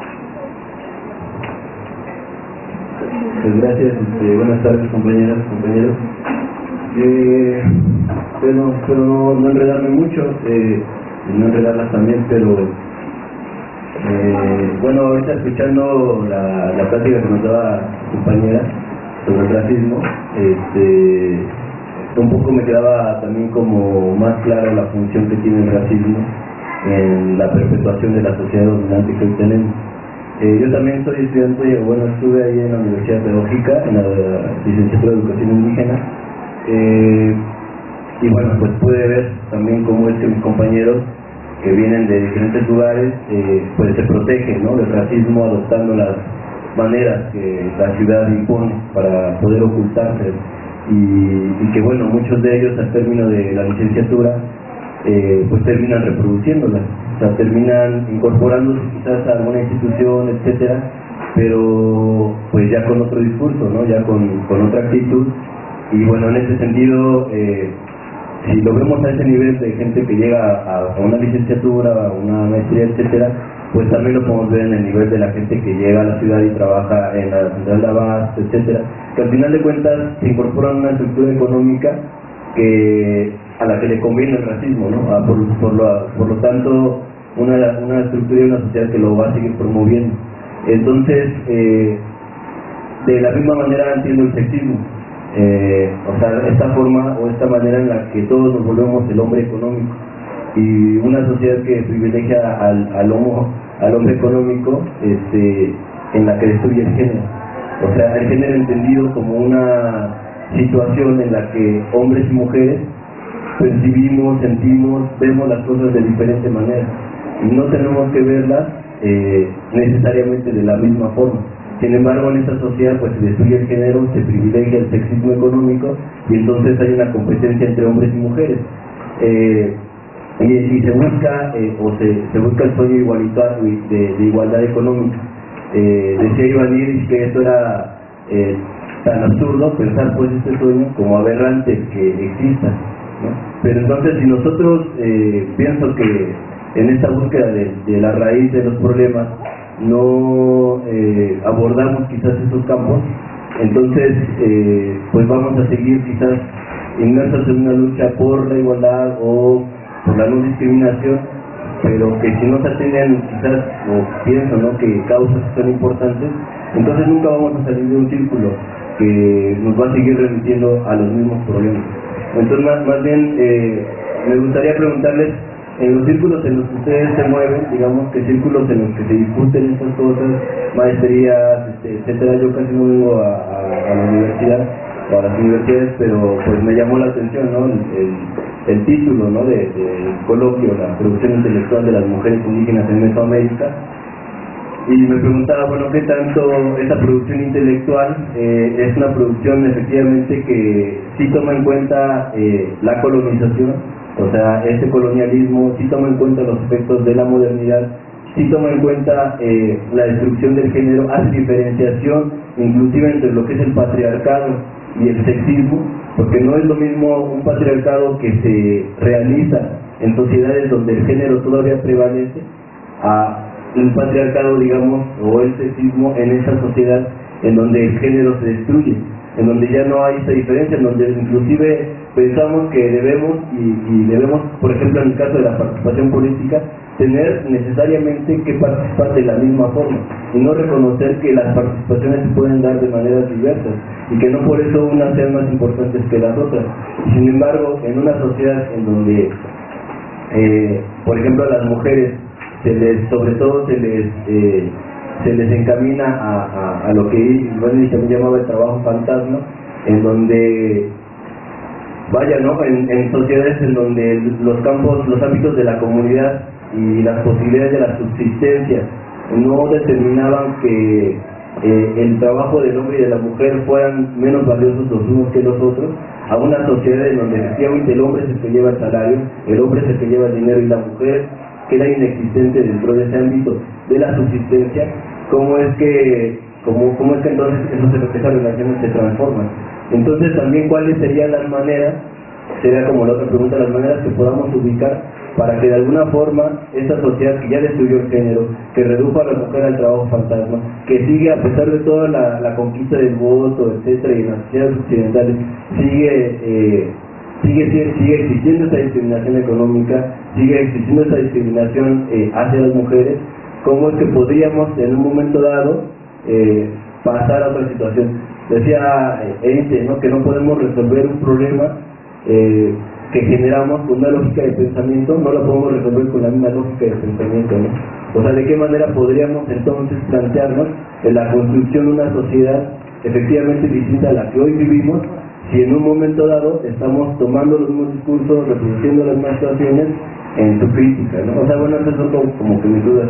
¿Cuáles son las maneras que ubicaríamos para poder efectivamente construir esas sociedades distintas con, pues vaya, ¿no?, retomando a lo mejor estas cuestiones, ¿no?, del género vernáculo, de las situaciones propias de también nuestras identidades? O sea, efectivamente no es lo mismo, ¿no?, la sociedad, las maneras en las que lo percibimos en México, en Latinoamérica, que en Europa, ¿no? Y los discursos tampoco pueden ser iguales, porque unos invisibilizan unas situaciones y otros las ocultan, ¿no? Entonces, bueno, esas son mis dudas, ¿no?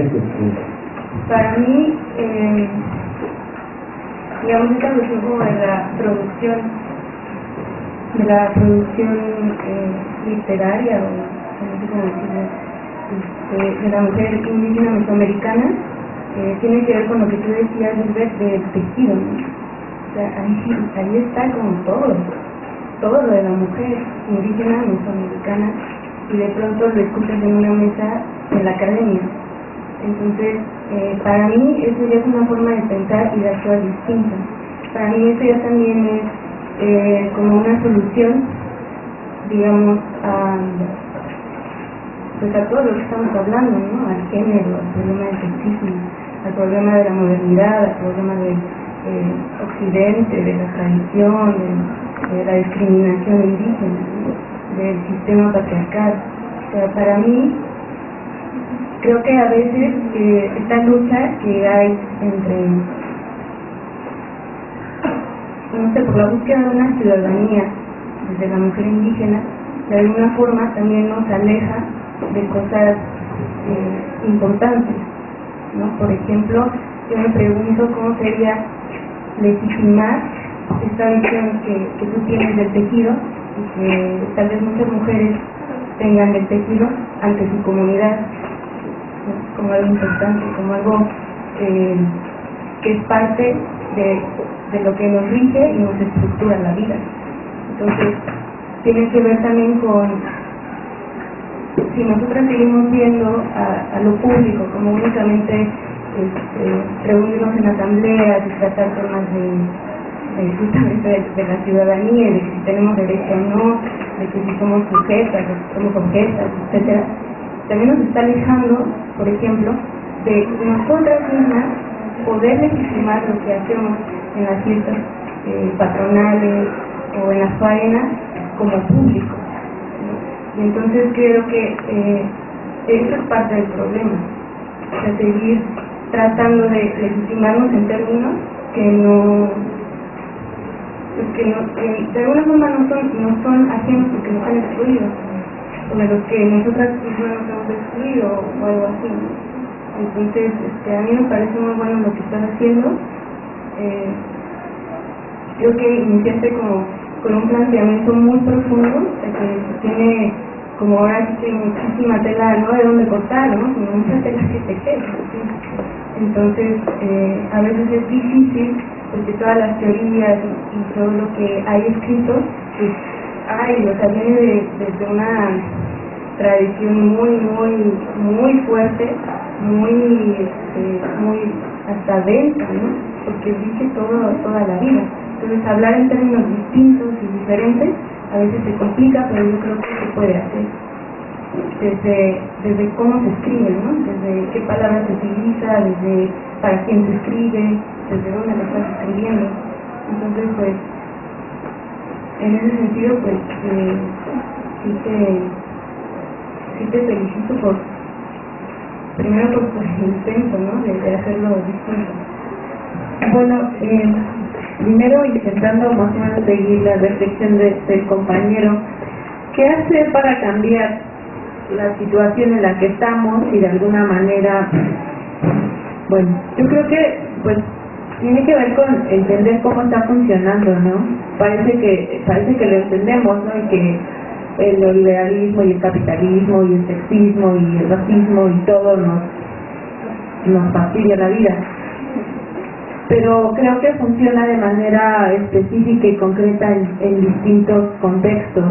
Entonces, pues como entender lo que ahí está pasando, ¿no? Como poder, ¿cómo decirlo? Como desmenuzarlo, y ahí creo que en ese proceso de desmenuzar todo eso encuentras como estrategias o prácticas en las cuales puedes incidir de alguna forma, ¿no? Y desde esta posición te puedo decir, siguiendo un poco lo que dice la compañera, pues estás en la academia, eres indígena, y entonces de repente lo que tú sabes de tu pueblo no tiene validez porque no tiene sustento teórico, ¿no? Y entonces tú, si dices algo, te dicen, no, pero es que ¿por qué? Tú susténtalo teóricamente, si no, no lo digas porque no tiene sentido. Entonces, creo que ahí es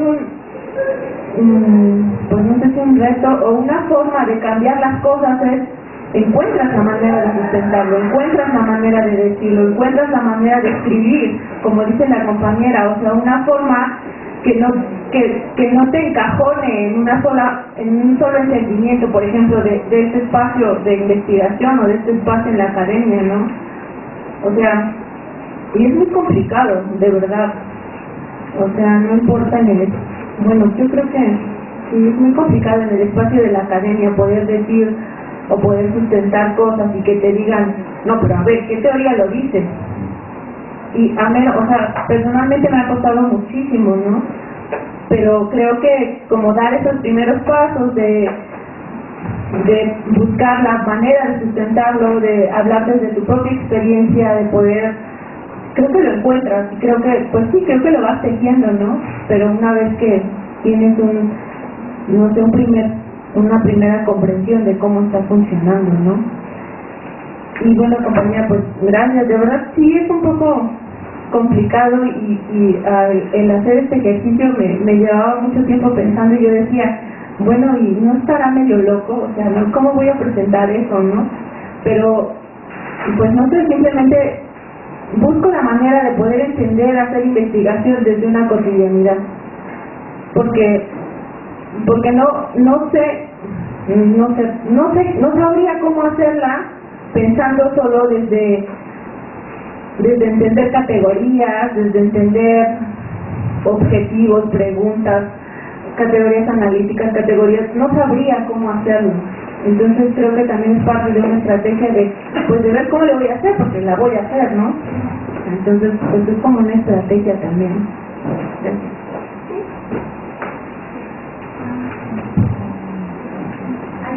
Ya, también celebrar porque mi bebé también ya por fin, viajamos durante toda la noche y él viene muy cansado.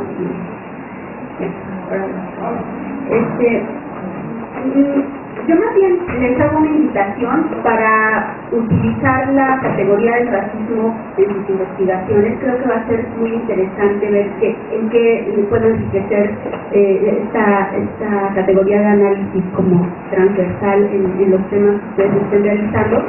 Y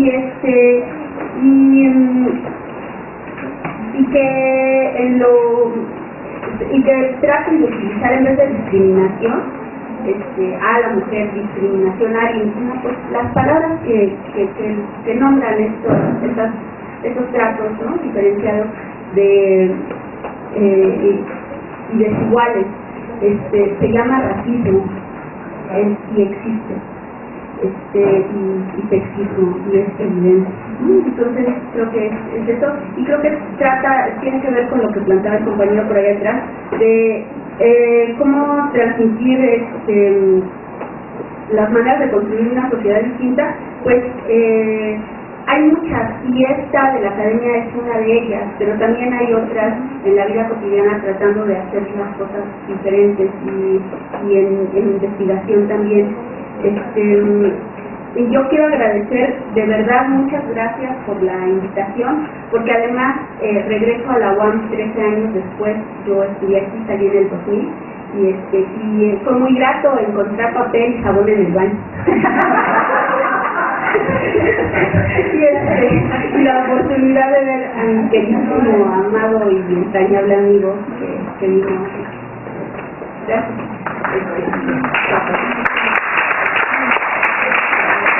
Yo solo un minuto, no sé qué ir, no tiene los mismos tiempos que nosotros y se tiene que ir, pero Bertolt, yo creo que la convivencia, estas políticas de convivencia, solo las vamos a lograr cuando logremos ciertos términos de igualdad. Y yo concuerdo con Norma y con lo que se ha dicho aquí, que las categorías occidentales efectivamente son problemáticas, pero no necesariamente nos representan, La categoría de ciudadanía y de república no son necesariamente algo por lo que nosotros tengamos que luchar.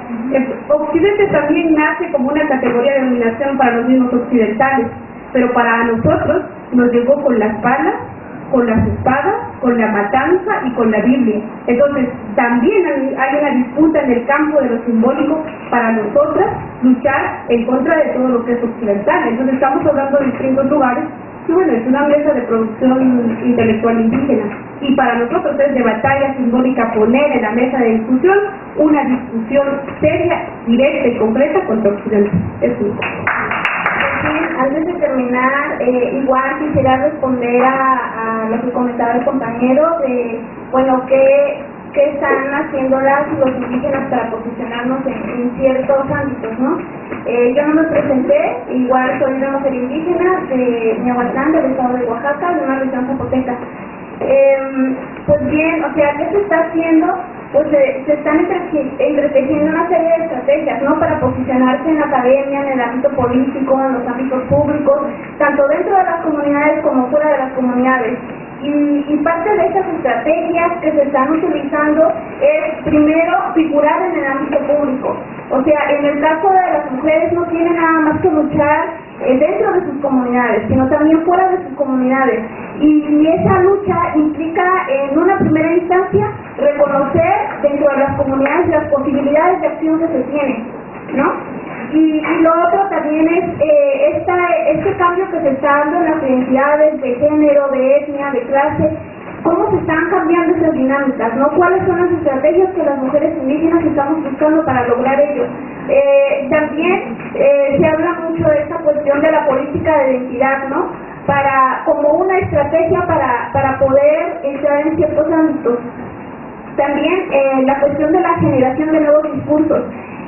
Ahorita se está presentando esta dinámica de apropiarnos de un discurso, de esos discursos globales, de esos discursos de género, de esos discursos de feminismo, de esos discursos de derechos humanos. Es decir, a ver, es momento de tomar la voz y decir, yo voy a construir el discurso que yo necesito y que yo requiero según mi comunidad, según mi identidad colectiva. Y en este sentido, platicando con unas compañeras indígenas, académicas, en una plática que tenía con ellas me decían, Yo creo que es momento ya de tomar la voz y decir qué es lo que queremos, qué es lo que necesitamos, qué es lo que nos aqueja, qué es lo que nos duele. Y ellas mencionaban, y yo les decía, ¿no? ¿Tú cómo te consideras? ¿Te consideras feminista indígena, feminista comunitaria? ¿Cómo te consideras? Y me dice, y eso se me quedó así muy grabado, dice, ahorita estamos en la época en que ahora nos están colonizando con el discurso. Ahora nos vienen a etiquetar y decir, según las acciones que tú estás emprendiendo, ahora eres indígena feminista, ¿no? O indígena comunitaria. Entonces ellas me comentaban y me decían, a ver, nosotras no necesitamos que alguien nos ponga la etiqueta de qué somos. Nosotras vamos a tomar la voz y decir, nosotras somos mujeres indígenas y nos consideramos tal. Entonces, esta cuestión de las comunidades indígenas, las mujeres indígenas están reapropiándose de sus discursos, generando discursos y a partir de ellas se están nombrando, ¿no? Nos estamos nombrando. Y esta cuestión de ciudadanía que cuando la escuché inmediatamente pues generó en mí muchas cosas, porque parte de la investigación que yo estaba planteando estaba retomando esto de ciudadanía, ¿no? Y por ahí me comentaban tanto compañeras como pues mis maestras, me decían, a ver, esta categoría es de un pensamiento occidental, ¿cómo quieres meterle la fuerza en una comunidad indígena, no?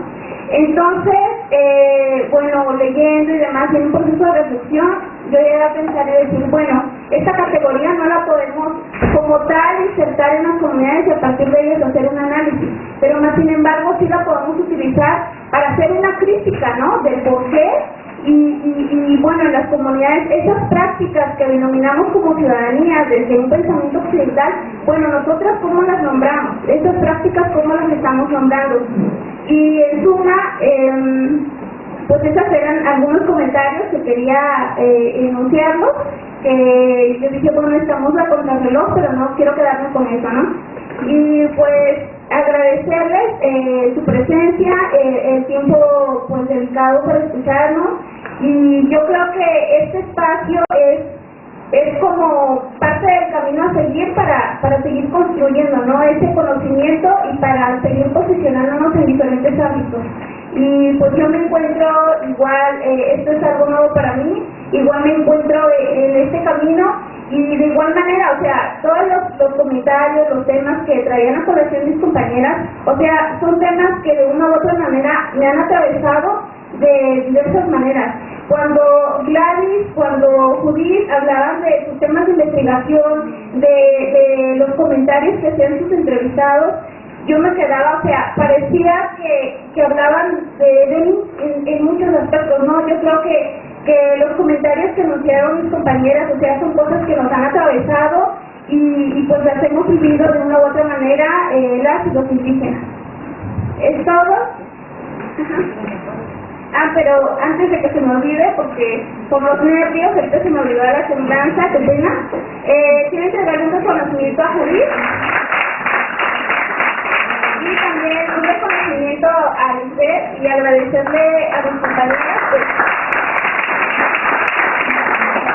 y agradecerle a mis compañeras por venir a compartir con nosotras sus investigaciones y pues sus conocimientos que pues me dejan con muchas reflexiones y me dejan con muchas ganas, ¿no? De seguir trabajando, de seguir luchando, de seguir investigando, y gracias a todos.